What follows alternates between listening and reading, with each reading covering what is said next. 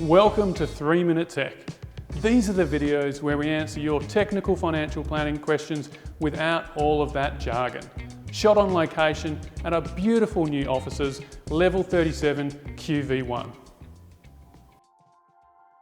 Now today, we'll actually be answering questions sent in by you, the viewers, over the last few months. These cover a range of different topics, and I think you'll find it really interesting. So our first question is from Brad. Now Brad has watched the previous videos about the Stage 3 tax cuts and wants to know what is the benefit of directing his tax cut to his mortgage. He's recently purchased a house and has a $600,000 mortgage. So what are the numbers? Well, if Brad elects to move his $4,529 tax cut that he'll receive, which is the maximum tax cut you'll get from this financial year, he'll actually reduce his mortgage repayment period by a whopping 6.5 years. That's saving nearly $175,000 worth of interest costs over the life of the 30-year loan. Now, as we can see on the graph that's shown on screen, the interest cost where he made no additional repayments over a 30-year term is a whopping $695,000. Compare that to if he directs his $4,529 to his monthly mortgage repayments. He actually reduces it by that 6.5 years that I mentioned earlier, saving that $174,893 in interest costs. This shows the power of allocating those tax savings appropriately. Now, this is just one option. It's providing you a risk-free return of reducing your mortgage. In our case study, a little later on, we'll talk about what if these savings were moved to superannuation. So in our next question, Kerry asks, she's 63 and looking to reduce her work hours and transition to retirement. And are there any considerations that she should be thinking about? Well, firstly, it's a great opportunity to look at your financial situation and start really planning for retirement. And Kerry, yes, there's a number of things you should be considering. One is, can you commence what's called a transition to retirement income stream? Post the age of 60, you can commence this income stream and access up to 10% of your super savings. So if you're reducing your work hours, this may supplement your part-time earnings to help you meet your cost of living.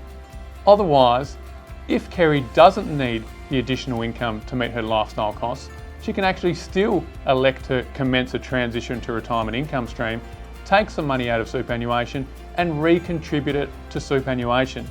Why would you do this?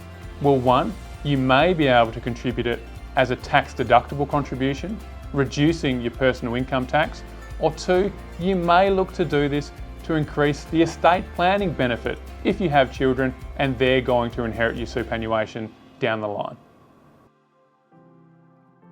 So another great question, this time from Dean. Dean's asking that he's inherited his mother's principal residence and he wants to know what are the capital gains consequences if he elects to sell the property. Well, there's something known as the 2-year rule, which means if you sell the property within 2 years, you won't have to pay capital gains. If you elect to sell the property post the 2-year period, you may have to pay capital gains. The capital gains will be worked out based on the selling price, less the value of the property when your mother passed away. Now, the ATO has some excellent resources here, and I encourage you to go online and have a look through. So our last question today is from Nikki, and Nikki wants to know our thoughts about this $3 million tax that's being proposed. Great question, Nikki, and something that I'm eager to cover in a future episode of 3 Minute Tech.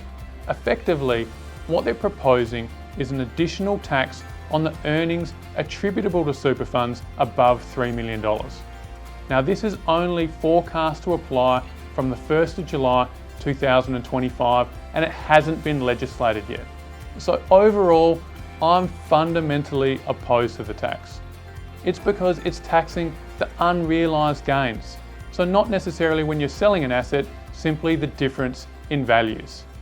Now, unfortunately, it looks like this will be legislated. It hasn't been so yet, but it looks like it will be forced through Parliament. Once it is done, I'm eager to cover this topic in a bit more detail and go into the tips and traps. So in today's case study, let's revisit the question from Brad. He was the first question which spoke about redirecting his tax savings to reduce his mortgage, reducing the time frame in repaying the mortgage by 6.5 years and reducing his interest costs by close to $175,000.